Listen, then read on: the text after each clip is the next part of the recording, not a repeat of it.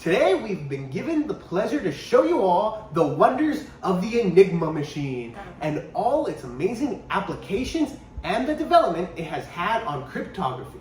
Let's first define what cryptography actually is. We can generally define the subject as the ability to hide a message using a set of numbers in mathematics to encode and then eventually decode a message. Today, the most well-known use of cryptography is for security protection for users and company data, such as using your phone. However, as we said earlier today, we're going to look more specifically at the Enigma Machine. Now, allow me to give a brief summary of the Enigma's backstory. It was originally created in 1918 for the use of actually sending private messages between corporations.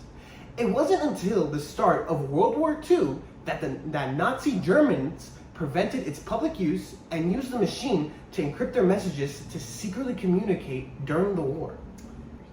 With the Enigma Machine, Nazi Germany and its allies were able to communicate without any care in the world, since the Enigma created coded messages that were almost impossible to break. Okay. Well, now we have to go to the actual showing the example of it. Oh, I didn't see you guys there. What we actually have right here is a modern example of cryptology. Of course, it's a very simple example, but still an example. For instance, encoding most messages by hand requires the encoded line message like this one right there to be decoded by its respective decoder, which is represented by this matrix being transformed into its uncoding matrix so that it can then be uncoded and give us our secret message. Now, using simple mathematic principles, someone could easily decode this encrypted message and find our secrets. Okay.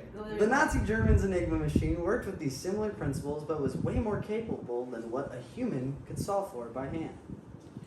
The Enigma Machine had 5 important parts: the plug board, the rotators, the keyboard, and the lap board. By pressing the keyboard letter, it will eventually go to the plug board, shifting to the rotators, and each time it went to the rotator, it will switch each letter, eventually going back and leaving the different letter in the lap board.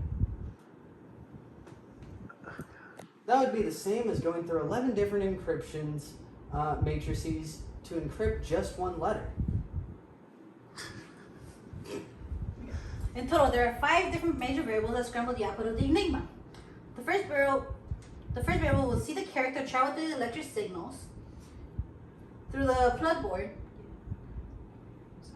which will convert to different settings whenever typed from the keyboard.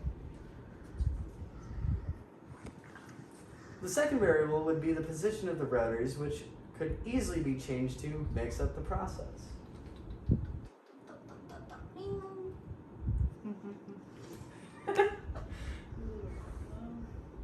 Okay, the third variable will be moving the ring, which would be part of the inside of the rotor, scrambling the characters even more, which once again is these arrows shifting every time through each letter, all the way once again to I guess your letter given.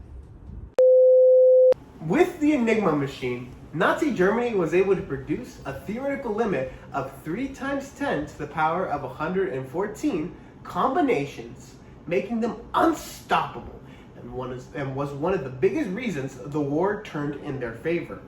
However, through the dedicated work of mathematicians such as Alan Turing and many others, they were able to break the code and ultimately contributed towards ending the war much sooner.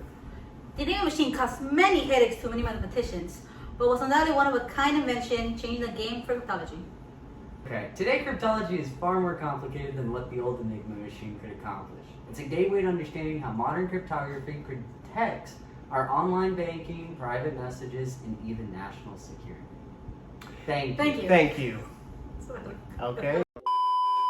With the Enigma. Just doing his laundry. Just doing his laundry. Need any help there, bud? No, I'm okay. He put their stuff back in.